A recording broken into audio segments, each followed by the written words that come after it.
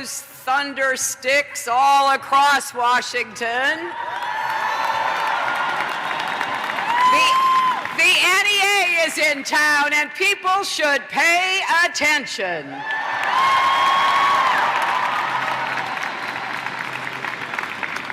I want to thank your president. Lily, you are a wonderful leader. You are absolutely dedicated, determined, and fearless. And as the song says, you keep fighting. That is your trademark. And I want to thank you and the officers, every single member of the NEA. You know, that's something you don't hear often enough, is it? Thank you. Thank you. Thank you so much.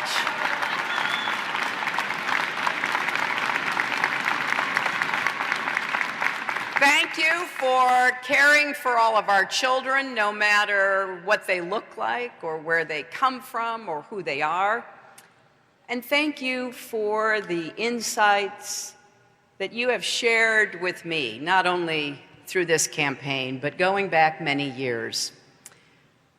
I want to say right from the outset that I'm with you.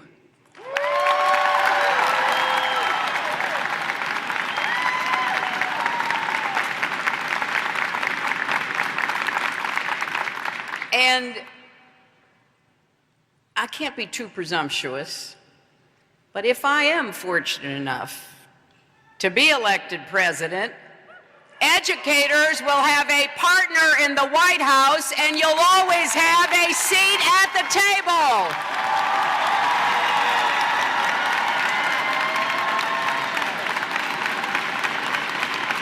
You see, I have this old-fashioned idea that when we're making decisions about education, we actually should listen to our educators.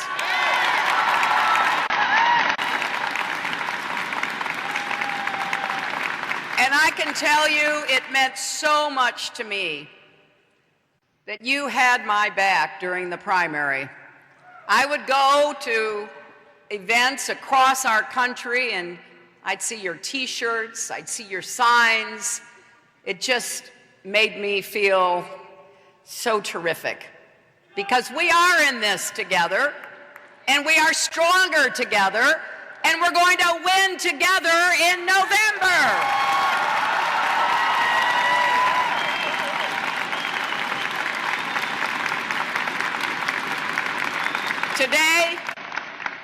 Today, I am asking for your support in the general election. I'm asking you to campaign with me, campaign for me, campaign for us, for our future. Because like you, I get up every day and ask, what can we do that will make it better for America's kids? It is a disgrace that in this country, we have children who are hungry, children who are living in the worst kinds of poverty, children who are not being given the same chance to fulfill their own potential that we want for all kids. I am committed to making sure every child in this country receives a world-class education with good schools and good teachers, no matter what zip code they live in.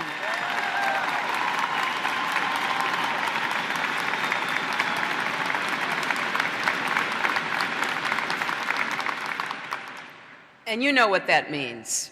That means supporting parents to be their child's first teachers, something you all have talked to me about a lot. Expanding access to quality, high-quality childcare and universal preschool for every child.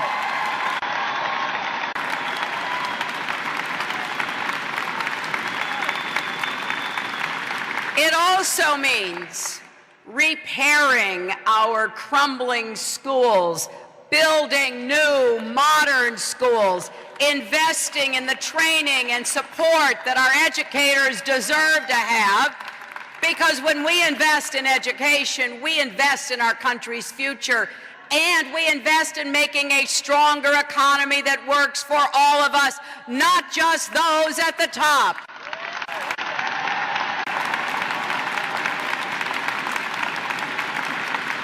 And I know to make good on this commitment, we need to focus on reaching new heights, not rehashing old arguments. It is time to stop focusing only on, quote, failing schools. Let's focus on all our great schools, too. Let's replicate their success everywhere across America.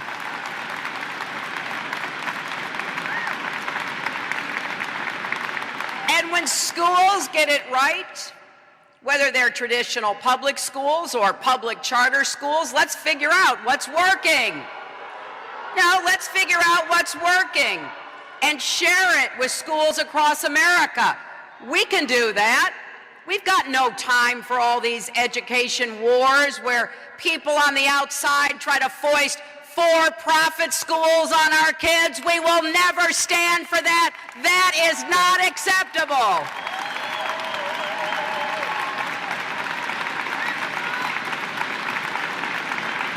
So that's what I'm asking all of us to do. Let's sit at one table.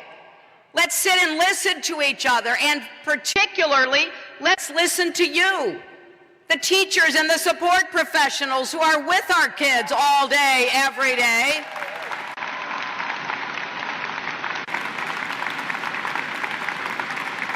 And rather than starting from ideology, let's start from what's best for our kids. Now, some of you know these issues are not new to me. My first job out of law school was working for the Children's Defense Fund. I went door to door in New Bedford, Massachusetts. I was there to try to figure out why so many kids were not in school. We looked at census data and we looked at school enrollment, and there was a big gap. Well, what did we find? We found children with disabilities who desperately wanted to go to school, but they couldn't. Either because their local schools were unequipped and unwilling to give them the support they needed, or because their families couldn't afford something so basic that would open up the world to them, like a wheelchair or a hearing aid. So we collected information from across the country, and we presented our findings. Those were the days when you actually could present facts to the Congress and they would pay attention to you.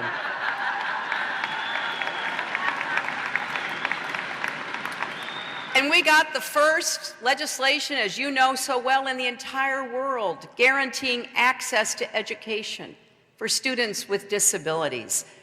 I was so proud of that, and I'm proud of all of you who have made it real in the lives of the kids like those that I met all those years ago in New Bedford. And then years later, when my husband was governor of Arkansas, a national expert said the schools there were among the worst in the country. Well, we didn't like hearing that, did we? So Bill asked me to head up a committee charged with trying to make some differences. We held hearings in every county and came up with a plan. And boy, did we fight hard to get more resources, as well as higher standards, especially for really small schools. And teachers finally got the raises they deserved, the highest increase of any state in the country at that time. So I carry the lessons that I've learned from experiences like these with me every day. If people will come together, work together, listen to each other, we can get the resources that our schools and our educators deserve and need to succeed. My plan to strengthen public education comes down to TLC, teaching, learning, and community. Let's start with teaching.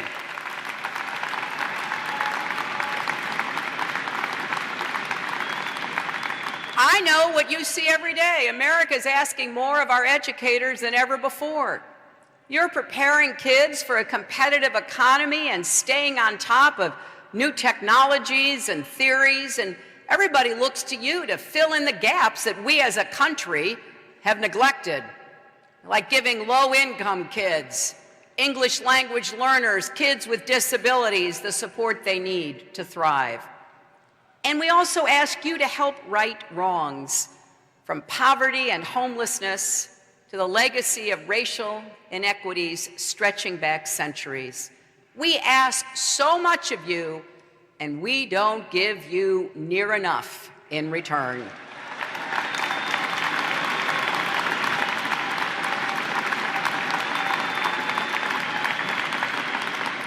As president, I'll launch a national campaign to modernize and elevate the profession of teaching. I want all educators at every stage of your careers to know that they'll be able to keep learning, improving, innovating.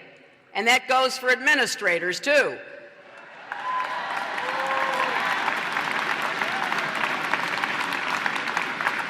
And we need to be serious about raising your pay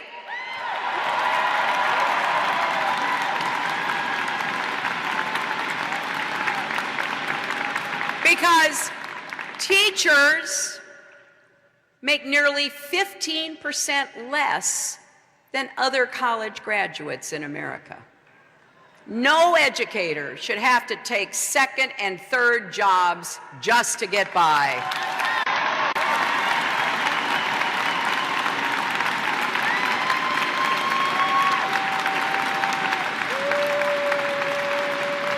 And the last thing a teacher needs when you're just starting out is a mountain of student debt.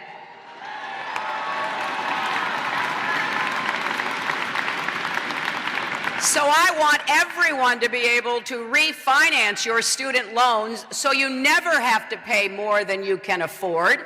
And for people who go into public service, and I include teaching because it is the first and primary public service,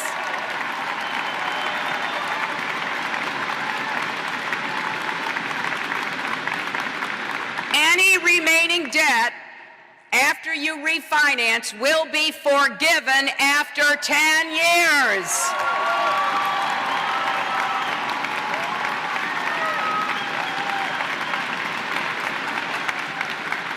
And we'll go even further for those who teach in hard-to-fill subjects, such as computer science or special education.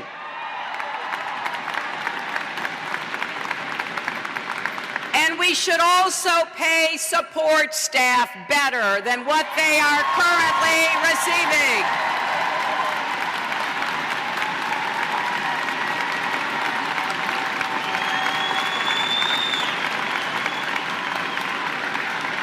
I think it is an outrage that so many of the food service staff, the bus drivers, the paraprofessionals, and education support professionals who keep our schools running and our children learning struggle themselves to provide for their own families.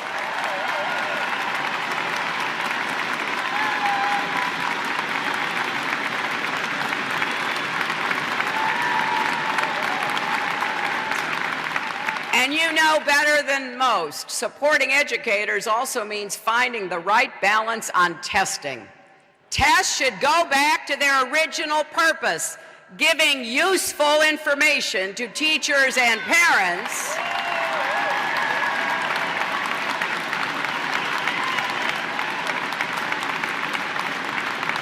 so that you know and parents know how our kids in our schools are doing, and then we can come together to help them improve. But when you're forced to teach to a test, our children miss out on some of the most valuable lessons and experiences they can gain in the classroom.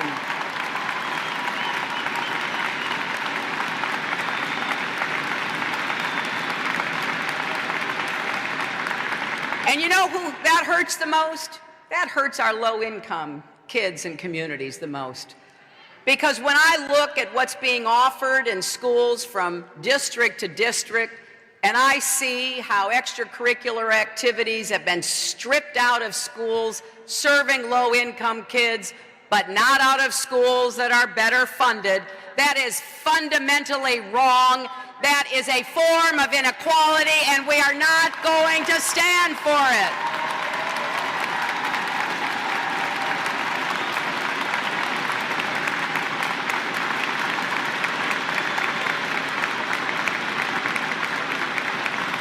And that's why I believe supporting educators means supporting unions that help create the strongest middle class in the history of the world.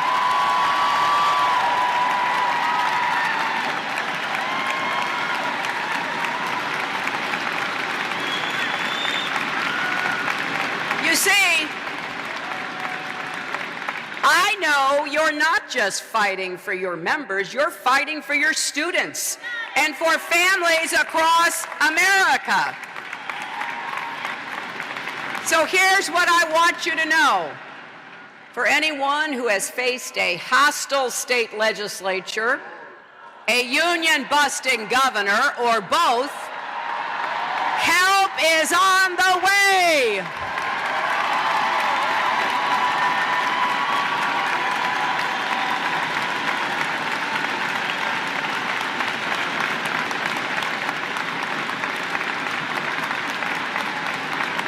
I will fight back against the attacks, and I will stand up for your right to organize and bargain collectively.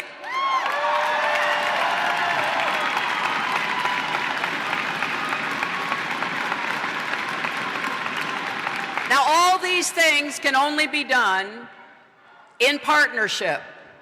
So I'm asking you and educators across the country to work with me, but I'm also asking you, as I've told Lily many times, advise me and hold me accountable.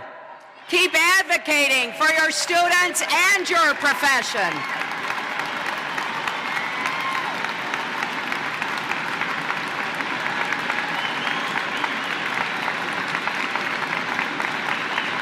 Now, the second part of TLC is learning, and we need to educate our children for the future, not the past.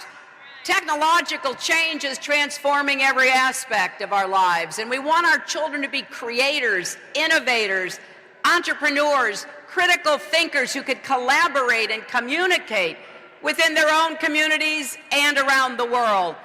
We need our students to be nimble, flexible, and brave enough to adopt and build on their skills.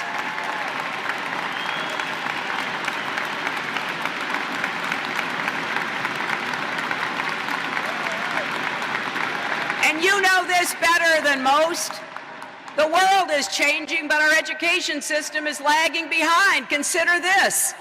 There are more than 500,000 open jobs that require computing skills across the country and in every major industry. But the majority of schools in the United States do not offer computer science. It isn't just that there's a shortage of computer science teachers, it's that we haven't made a commitment to do that. But I have. I'm going to prioritize. Give our educators the time and the resources they need to learn how to integrate digital tools into the curriculum.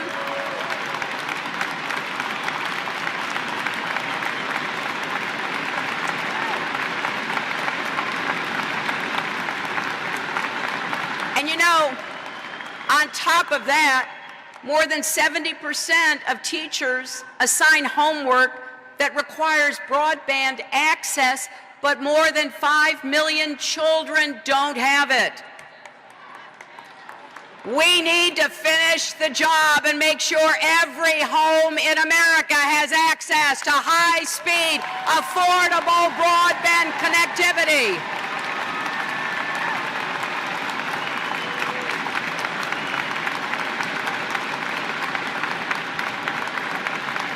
We're going to close the gap so that every child has a chance to know computer science. We're going to close the homework gap. We're going to use all the tools at our disposal, including technology, to give our kids and our educators what you need in these times that we're living in. And finally, there's the C in TLC, community. So much of what happens inside your classrooms is determined by what happens outside your classrooms. And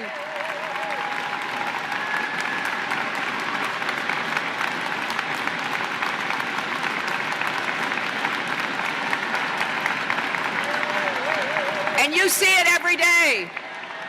Too many of our public school students are living in poverty.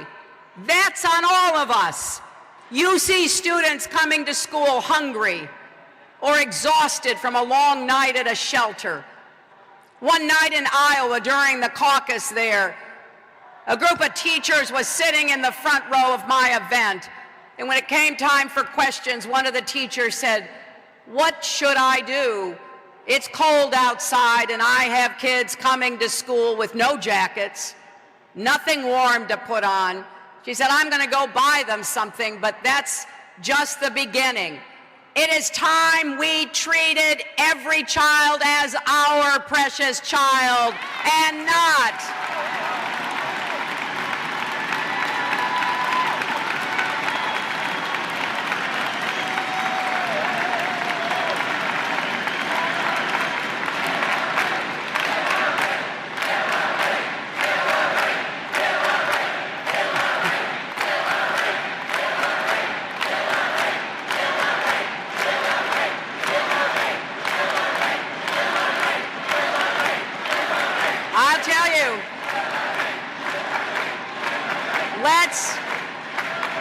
Let's not ignore the weight of the problems that those little kids bring on their little shoulders to school every day.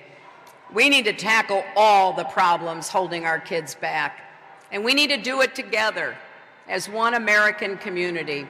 Let's create more community schools, more partnerships between schools, social services, and nonprofit organizations to provide a range of services and opportunities for kids. You should not have to be from a well-to-do family to get good mental health services, or join a soccer team, or be in a play at school.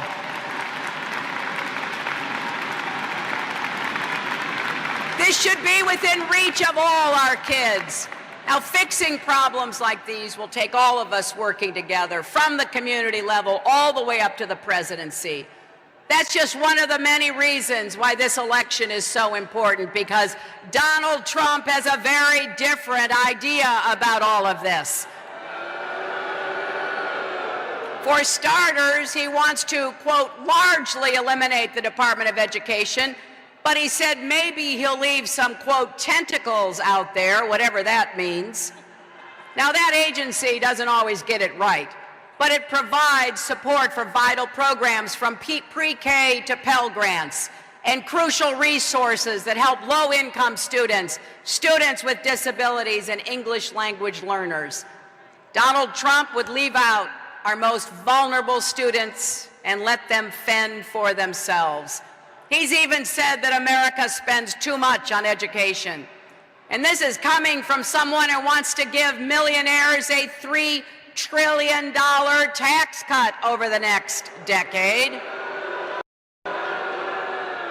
I'd like to hear him explain that to parents in Detroit, where students share classrooms with rodents, or in rural South Carolina, where the schools are falling to pieces. If you want to know how Donald Trump approaches education, look at his so-called Trump University. Hard to believe, but they took advantage of vulnerable Americans, encouraging them to max out their credit cards, empty their retirement savings, destroy their financial futures. No wonder Donald Trump is being sued for fraud. The bottom line is that just like Trump shouldn't have his finger on the button or his hands on our economy, he should not have anything to do with our children's education and our public schools.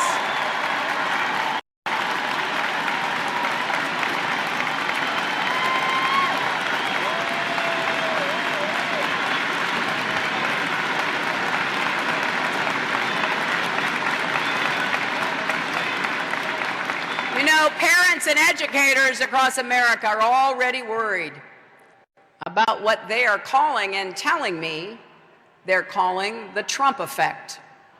Bullying and harassment is on the rise in our schools. Last week, a mother in Wisconsin wrote me a letter saying that her adopted son had turned to her and said, if Trump becomes president, he's going to make me go back to Ethiopia. That's the kind of fear Donald Trump is creating in the heart of a 10-year-old American boy. So I wish more people thought about how Donald Trump's rants are being heard by our children. What do their legal bills? You would not tolerate that kind of behavior in your classrooms. Let's not tolerate it from someone trying to become President of the United States.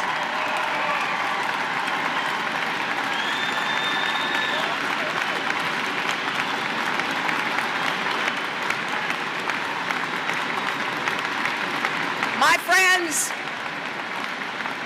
we are so much better than this. America is a big-hearted, fair-minded country. We teach our children this is one nation, under God, indivisible, with liberty and justice for all.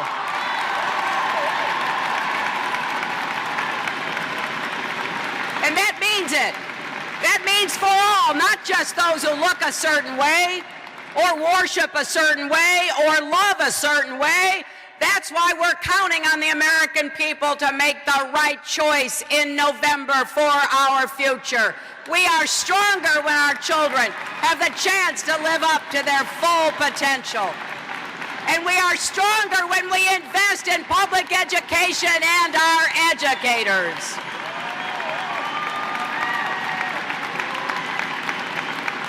I feel passionately about this because I'm the product of great public schools and great teachers.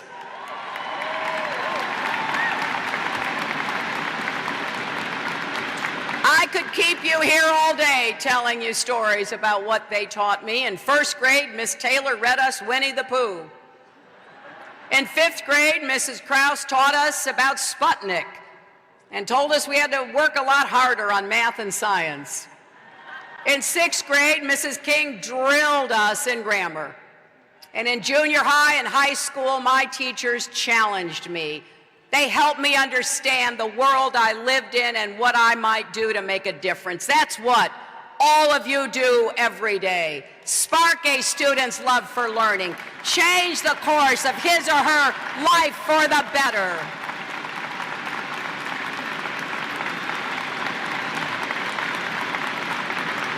And now, I heard Lily when I was backstage talking about her granddaughter, Lily Jo.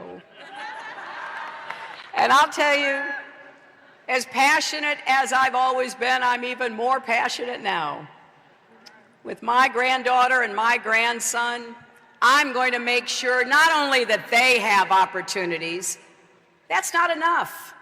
I want to make sure every child has opportunities. I want to make sure our country lives up to our promise to the next generation.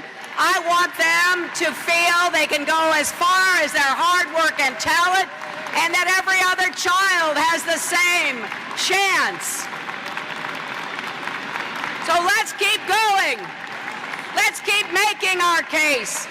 Let's keep working for better schools, more resources, more support for educators. And boy, I can't wait, because I know that Lily and everybody will not let me rest. And I don't want to rest, Lily. There's too much work to be done. I will be a president who helps you get the support you deserve and need. That's a promise, because I believe in public education. I believe in educators. I believe in all of you. Let's give our kids every chance they deserve. Thank you so much.